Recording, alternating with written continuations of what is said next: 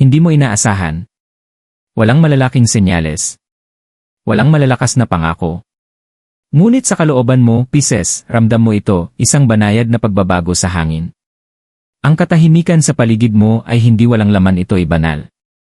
May isang bagay na nabubuo sa hindi nakikita, at ito ay may dalang iyong pangalan. Nakaranas ka ng mga bagyong hindi nag-iwan ng bakas sa labas, ngunit nag-ukit ng mga ilog sa iyong kaluluwa. At ngayon, tahimik isang pagpapala ang dumarating. Hindi sa ingay, kundi sa kapayapaan. Hindi sa pagmamadali, kundi sa tamang panahon. Makinig ka ng mabuti. Dahil ang darating ay hindi lamang isang regalo. Ito ang sagot na matagal nang binubulong ng iyong kaluluwa. Pisces, ang universo ay kumikilos sa mga paraan na kadalasan ay hindi natin nauunawaan, hindi sa pamamagitan ng kulog o kidlat, kundi sa mga tahimik na sandali na halos hindi napapansin. Ito ay hindi basta isang pagbabasa. Ito ay isang mensahe na para lamang sa iyo at tanging ikaw lang. Naglalakad ka sa isang landas na kung titignan ng iba, parang walang nangyayaring pagbabago. Ngunit sa ilalim ng lahat ng ito, ang iyong kaluluwa ay naghahanda. Ang katahimikan na iyong nararamdaman ay hindi isang parusa, ito ay isang banal na paghinto bago ang pagbabago. May isang pagpapala, banayad at hindi kapansin-pansin, na papalapit sa iyong buhay. Hindi mo ito maririnig na kumatok, ngunit mararamdaman mong pumasok ito. May isang bagay na iniaalin sa likod ng belo, at pag dumating ito, mararamdaman mong parang umuwi ka. Ang momentong ito ay isinulat bago mo pa ito hilingin. At ngayon, ang universo ay bumubulong. Handa ka na bang tanggapin ang matagal nang naghihintay para sa'yo? Ang katahimikan bago ang pagbabago. May mga sandali sa buhay, Pisces, kung saan ang lahat ay tila tahimik. Hindi dahil walang nangyayari, kundi dahil ang lahat ay nangyayari ng tahimik sa ilalim ng ibabaw. Naglalakad ka sa mga araw na parang mga etyo. Maaaring hindi ito mapansin ng mga tao sa paligid mo, ngunit ramdam mo ang katahimikan ay mas mabigat ngayon. Ang oras ay parang bumabagal. Ang mga emosyon ay tumataas na parang malalambot na alon tapos nawawala ulit. Tinutanong mo ang iyong sarili, may mali ba? O may isang bagay na malapit nang magsimula? Ito ay ang katahimikan bago ang pagbabago. Hindi ka nakalimutan ng universo. Sa katunayan, ikaw ay inihahanda nito. Ang katahimikan na nararamdaman mo ay hindi walang laman, ito ay isang banal na espasyo na nililinis para sa isang mahalagang bagay. Parang ang dagat bago dumating ang bagong alon, parang ang kandila bago ito sindihan. May isang enerhiya na pumapalibot sa iyo ngayon na nag-uudyok sa iyong makinig. Hindi sa iyong mga tainga, kundi sa iyong puso. Marahil napansin mo na ang mga senyales, paggising sa parehong oras, mga panaginip na masyadong totoo, mga alaala mula sa nakaraan na muling sumulpot. Hindi ito random. Ito ay mga banal na bulong ng pagsasanib. Sa paniniwala ng mga Pilipino, sinasabi natin, kapag tahimik ang paligid, may ginagawang himala ang langit. Kapag tahimik ang lahat, ang langit ay nagtatrabaho. Lumago ka sa katahimikan. Na matutunan mong magtiwala sa iyong panloob na kumpas kapag wala ng ibang makapaggabay sa iyo. Ang tahimik na panahon na ito ay hindi nilayon upang wasakin ka, ito ay nilayon upang muling buuin ka, ng dahan-dahan, unang kaluluwa. At ngayon, nagsisimula ng magbago ang enerhiya. Isang hangin na dati hindi napapansin ay ngayon umiikot sa iyong espiritu. Hindi ka na ang parehong tao na ikaw dati bago dumating ang katahimikan. Mas sensitibo ka na, mas bukas, mas konektado. Ito ang dahilan kung bakit ang pagpapala na darating ay makararating sa iyo, dahil ngayon handa ka na. Pisces, ang katahimikan ay ang unang regalo. Ngunit ang susunod na darating ay ang matagal ng pinapantasya ng iyong puso. Isang soul contract ang ibinubukas. Hindi lahat ng nais mo ay nagmumula sa isipan, Pisces. Ang ilan sa mga ito ay nagmula pa bago ka ipinanganak, mula sa mga soul contract na ginawa mo matagal na. Mga kasunduan na binulong sa pagitan ng iyong espiritu at ng universo. Mga kasunduan upang makatagpo ng mga tiyak na tao, upang maglakbay sa mga tiyak na landas, at upang tumanggap ng mga tiyak na pagpapala, ngunit tanging kapag handa ka na. At ngayon, isa sa mga sinaunang pangako na iyon ay gumagalaw. Isang soul contract ang ibinubukas. Hindi ito nangyari sa pamamagitan ng kidlat o seremonya. Ito'y nangyari ng tahimik sa mga luha na iyong inusal mag-isa. Sa lakas na iyong itinaguyod sa katahimikan. Sa pananampalataya na iyong pinanindigan ng wala kang makitang kahulugan. Makikita mo, ang mga pagpapala ay hindi lamang mga gantimpala, sila ay mga pagdating. At dumating sila kapag ang iyong kaluluwa at ang iyong panahon ay nagsanib.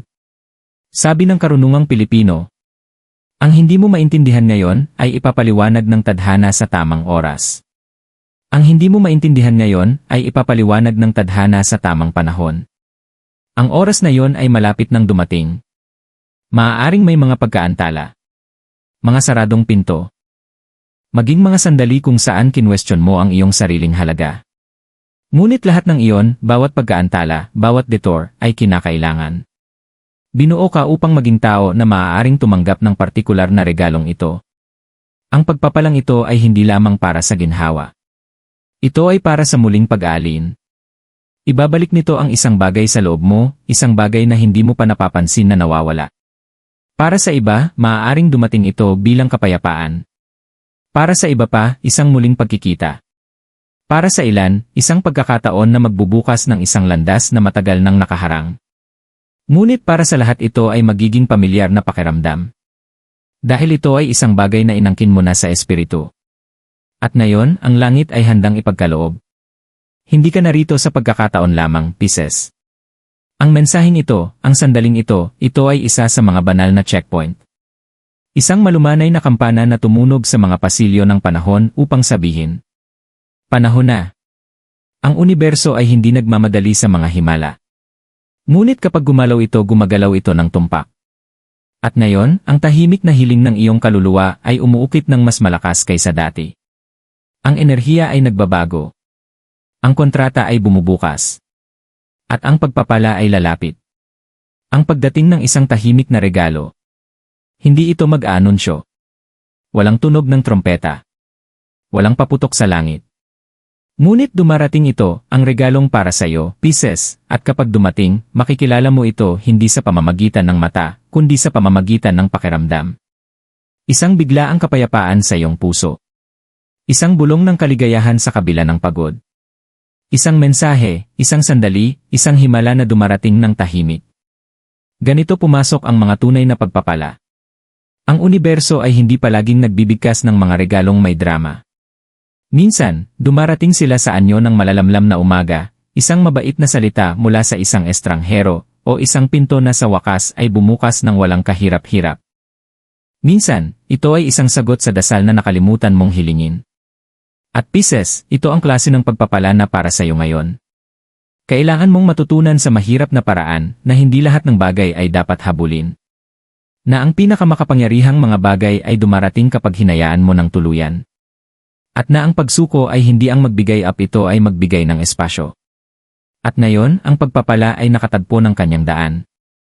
Sa paniniwala ng mga Pilipino, sinasabi natin, ang biyayang totoo, hindi kailangang ipagsigawan, kusa itong dumarating sa marunong maghintay. Ang tunay na mga biyaya ay hindi kailangang isigaw. Dumadating sila sa mga marunong maghintay. Ang sandaling ito, ang enerhiyang ito, ang kabanatang ito sa iyong paglalakbay ay isa sa mga banal na sandali. Maaaring makatanggap ka ng balita. Maaaring makipag-ugnay ka muli sa isang tao. Maaaring maramdaman mong may hindi maipaliwanag na kapayapaan. At magpapaus ka. At magtatanong ka, bakit ganito ang pakiramdam, parang ito ay para sa akin? Dahil ito nga. Papasok ka sa isang panahon kung saan ang mga bagay ay nagsisimulang mag-alin ng walang puwersa. Kung saan ang para sa iyo ay hindi na lumalayo. Kung saan ang daloy ay sa wakas ay dumadaloy patungo sa iyo. Ang regalong ito ay hindi random. Hindi ito swerte. Ito ay ang tahimik na gantimpala ng tibay ng iyong kaluluwa. Hindi ka nagbasag.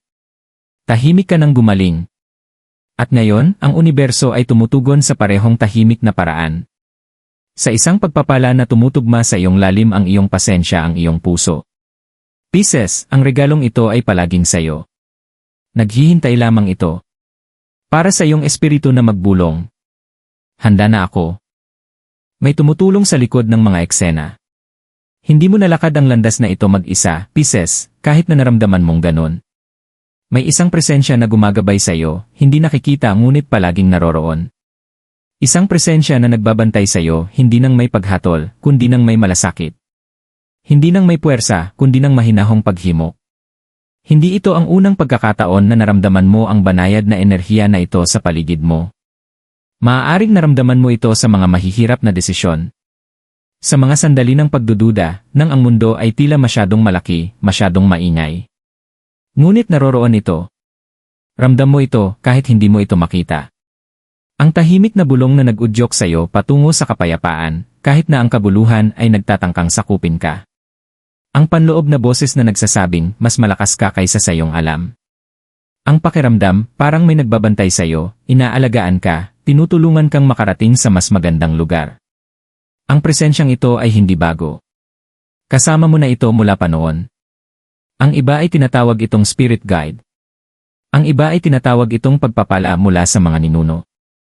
Ang iba ay tinatawag itong enerhiya ng universo, gumagalaw para sa iyong kapakinabangan, kahit na hindi mo naintindihan kung paano.